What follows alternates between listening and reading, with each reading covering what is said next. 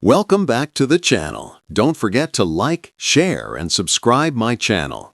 Today, we will explore how to create business slide background using render clouds in Photoshop. I open Photoshop with slide dimensions. I pause because slides must be readable. I create a new layer and apply render clouds. I immediately lower opacity.